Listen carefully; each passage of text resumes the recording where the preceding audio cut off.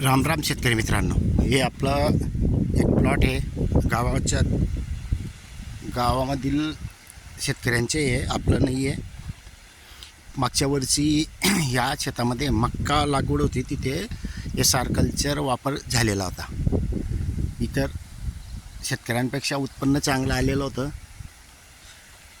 आता जुलैमध्ये इथे केळी लागवड केलेली आहे. तर आजच्या कंडिशनमध्ये ही केळी आहे. हे थोडं डापकाने इथे थोडी जास्त वाढ आहे, आणि जे उतरपटाई जागा असतील टेकड्यासारखी तिथे वाढ कमी आहे. आणि हेच बाजूचे क्षेत्र एकाच दिवशी लागवड केलेली आहे. याच्यामध्ये पेसल डोस, गीस, ड्रिंचिंगा ज्या काही शेतकरी करतात ते पूर्ण केलेलं आहे. कारण मोठं क्षेत्र आहे, लागवड यांची जास्त असते आजच्या कंडिशनमध्ये अशी आहे. आणि बाजूचं आपलं जे SR कल्चर आधारित आहे ते बघू शकतायत तुम्ही. आता विशेष म्हणजे खर्चाच्या मानाला इथे जास्त झालेला आहे, तिथे भरपूरच कमी आहे. आजपर्यंत तिथं समजा 20 किलो 1261 गूळ, 2 वेळा सलरी पावडर आणि 2 फवारण्या घरगुती निविष्टांच्याच, आणि एकदा इमामॅक्टिन वापर केला गेला आहे अळीसाठी. इथं यांचे नियोजन वेगळे आहे, यांचा डोस पण दिला गेलेला आहे. आणि ड्रिंचिंगा तर विचारूच नका, तिथे आता डोस देण्यासाठी सुरुवात केलेली आहे त्यांनी, तोही कमी प्रमाणात देऊन. असंही आपण याच्यामध्ये रासायनिक खतं टाकून देणारच आहेत SR कल्चरमध्ये. पण ते कसं असतं, शेतकऱ्यांना सुरुवातीला विश्वास बसत नाही, त्यामुळे थोडं त्यांच्या पद्धतीनेही चालावं लागतं. आणि बाकी आपण तर नियोजन देतच असतो. शेतकरी मित्रांनो, अजून विशेष म्हणजे बघा, हे निंदन करून घेतात आणि बांधावर फेकतात.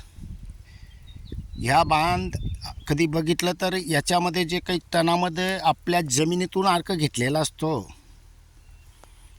ते बांधावर येऊन तिथलं म्हणजे त्या पिकामधला जो अंश आहे तो बांधावर असतो. तर म्हणून काही शेतकऱ्यांना मोठे हा पण प्रश्न असतो की बांधावर झाडे का भारी असतात. तर हे मेन कारण असतं, कारण इथं न्यूट्रिशन पूर्ण असतं. यावरून तरी शेतकऱ्यांनी समजून घ्यायला पाहिजे की जे तण आहे एका जागेवर या मध्यभागी किंवा कुठंतरी 2-3 लाईन करून उज्वल प्रक्रिया करायला पाहिजे, की जेणेकरून आपल्या शेताचं खत, तणाचं जे वेस्टेड आहे त्यापासून आपण वेगळं तण खत तयार करू शकतो आहे. शेतकरी मित्रांनो, या शेतकऱ्याला आपण अगोदरच सांगून दिलेलं आहे, त्यामुळे तण बाहेर न फेकता तिथेच कुजवून प्रक्रिया चालू झालेली आहे. आणि छोटं क्षेत्र असल्यामुळे काळजी घेता येते, हा पण सर्वात महत्त्वाचा भाग आहे. आता आपण फक्त भारी भागनी दाखवते, हलक्यामध्येही भाग म्हणजे हलका म्हणजे बल्ला उतार जे असतात, इथे पाण्याची कमतरता पण असते, तिथे जास्त पाणी पडतं किंवा ठिबकचं बी नियोजन चुकतं.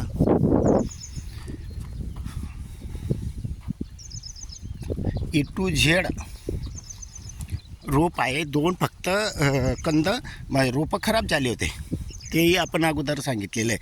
आता या पद्धतीने थोडे खड्डे करून घेतलेले आहेत आणि यामध्ये नॉर्मल खत देऊन देणार आहे, ते जेणेकरून की काय म्हणतात त्याला, विश्वास डायरेक्ट बसत नाही. त्याच्यामुळे हळूहळू पुढच्या वर्षी पुढचे नियोजन ते वेगळे करू शकतात त्यांना अनुभवानुसार. शेतकरी मित्रांनो, आजच्या कंडिशनमध्ये हा प्लॉट आहे SR कल्चर आधारित आहे. काही लोकांना गैरसमज आहे की जास्त प्रमाणात द्यावं लागतं तेव्हाच रिझल्ट दिसतो, पण तसं नाही आहे. 2000 रोपांसाठी फक्त 1 बॅरल आहे, तरी ते ड्रिंचिंग करून आता आजच्या कंडिशनमध्ये चालू आहे. कारण आपण ड्रिंचिंग का करायला लावतो आहे की जेणेकरून जवळच्या बुंद्याला पडेल तर लवकर फायदा होईल. तर शेतकरी मित्रांनो, कमी खर्च उत्पन्न चांगलं. विशेष म्हणजे भाव आपल्या हातात नसतो, आता आपले डाळिंब उत्पादक शेतकऱ्यांचं तसंच झालेलं आहे. पण त्यांचा खर्च कमी असल्यामुळे काही विशेष वाटत नाही नसेल, पण तरीसुद्धा भाव कमी असल्यामुळे माणूस गोंधळात पडतो. आपण इतकं खर्च करतो, उत्पन्न घेतो, पण अपेक्षित भाव भेटत नाही. त्यामुळे शेतकरी मित्रांनो, जर आपण सुरुवातीलाच खर्च कमी केलेला असेल तर तो जो खर्च कमी होतो आहे ते उत्पन्न समजून आणि जे माल निघतो आहे त्याच्या पैसे बनवून तुम्हाला केव्हाही फायदेशीर आहेत. बघा, SR कल्चर आधारित शेती करायची इच्छा असेल तर संपर्क करा मला. धन्यवाद.